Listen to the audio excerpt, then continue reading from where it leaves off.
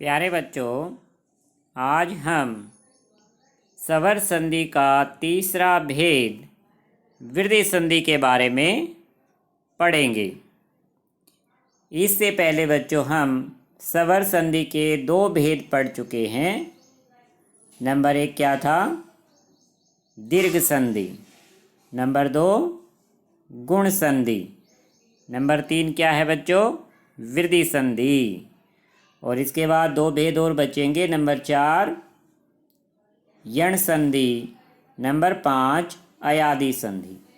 ये 5 बच्चों स्वर संधि के भेद हैं, क्योंकि इन सभी में स्वर का स्वर के साथ मेल करवाकर और उनमें जो परिवर्तन होता है उनसे एक नए शब्द की रचना होती है।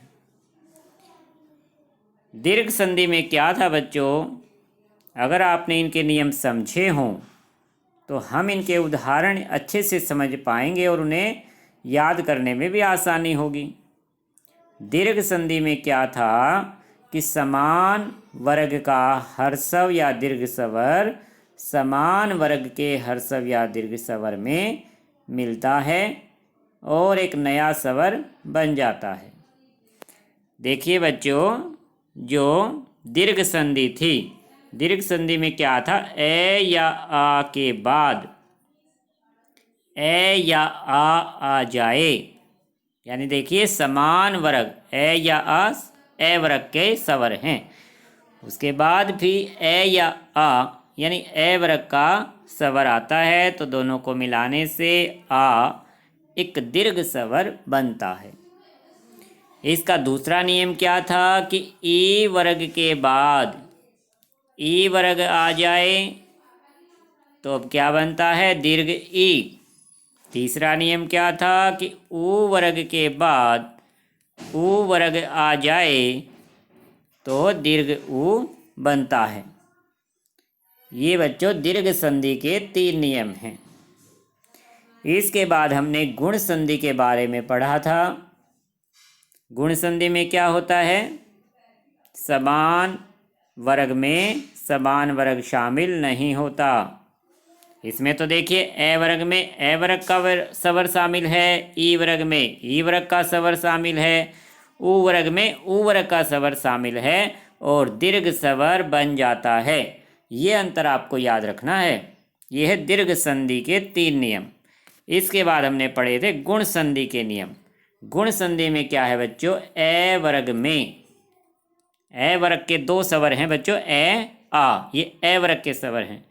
इसके बाद ई वर्ग के स्वर आ जाएं या ए वर्ग के बाद ऊ वर्ग के स्वर आ जाएं या ए वर्ग के बाद री आ जाए, तो ये क्या बन जाते हैं बच्चों? ये क्रमशः ए ओ अर की ध्वनि में परिवर्तित हो जाते हैं। ये स्वर बच्चों क्रम में अब आपको याद रखने हैं कि ए आ के बाद ई, ए आ के बाद ऊ वर्ग, ए आ के बाद री। ये 3 नियम थे हमारे गुण संधि के। इसके बाद तीसरे भेद में बच्चों वृद्धि संधि। इसमें भी क्या है? ए आ के बाद ए अय हो तो दोनों के मेल से अय हो जाता है। आपको अंतर याद रखना है, तभी आप इनको समझ पाओगे। इसीलिए मैंने इनके नाम सीरीज में याद रखने के लिए कहा था। और जब ओ औ हो तो औ बन जाता है। इस मेल को वृद्धि संधि कहते हैं। इसे आपको गुण संधि से अंतर करके याद रखना है कि ए गुण संधि में क्या था बच्चों? देखिए ए आ में ई मिल जाए तो ए बनता है, ए की मात्रा एक इस तरह से लगती है। ए आ में ऊ वर्ग मिल जाए तो ओ की ध्वनि बन जाती है, ओ की ध्वनि मात्रा इस तरह से लगाई जाती है। ए आ में री मिल जाए तो अर बन जाता है, रे इसमें आधा होता है तो रे ऊपर चला जाता है। इसके बाद बच्चों वृद्धि संधि जो आज हम पढ़ रहे हैं उसके नियम क्या हैं कि ए आ के बाद ए या ए आ जाए, री के बाद कौन सा स्वर आता है, ए ए, ये सीरीज में है देखिए, गुण संधि से ठीक अगली सीरीज है, तो दोनों को मिलाने से क्या बन जाता है, ए। जो वृद्धि वाला स्वर है वही बन रहा है। ए की मात्रा कैसे लगेगी, दो मात्राएं इस तरह से लगाई जाती हैं। ए आ के बाद ओ औ आ जाए, ओ आऊ, तो दोनों को मिलाकर औ बनता है। इसकी मात्रा एक लाइन और उस पर दो मात्राएं।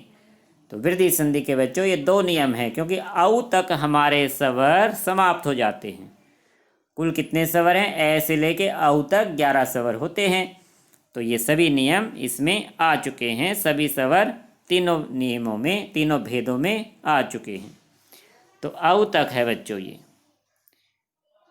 इनको उदाहरण से समझें। वृद्धि संधि के जो उदाहरण हैं कि 1 + 1, इनमें क्या शामिल है, पहले शब्द का आखिरी स्वर ए, दूसरे शब्द का पहला स्वर ए, तो ए + ए बन गया। तो एक एक बीच वाले अक्षर पे देखो बच्चों, दो मात्राएं जो लगी हुई हैं ऐ की मात्राएं हैं। तो इस तरह से बच्चों ए + ए तो भी ए बनता है, और आ + ए या आ + ए तो भी ए बनता है। यानी दो मात्राएं सभी शब्दों में देख सकते हैं, बीच के अक्षर पे ए की मात्राएं, और जब ओ मिलेगा या औ मिलेगा तो औ की मात्रा बनी हुई है।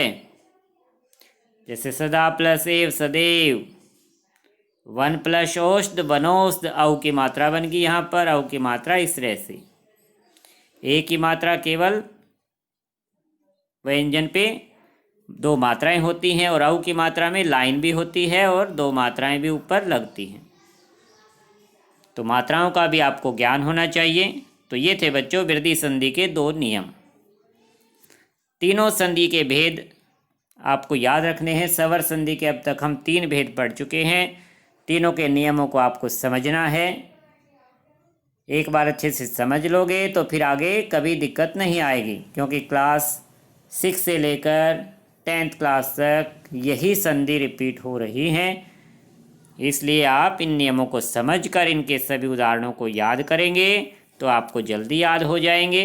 आज आपको वृद्धि संधि के सभी उदाहरण याद रखने हैं, करने हैं, और पिछले जो 2 भेद थे दीर्घ संधि, गुण संधि, उनको भी रिवाइज करना है। अच्छा बच्चों, नेक्स्ट टाइम हम पढ़ेंगे यण संधि, जो कि स्वर संधि का चौथा भेद है। धन्यवाद।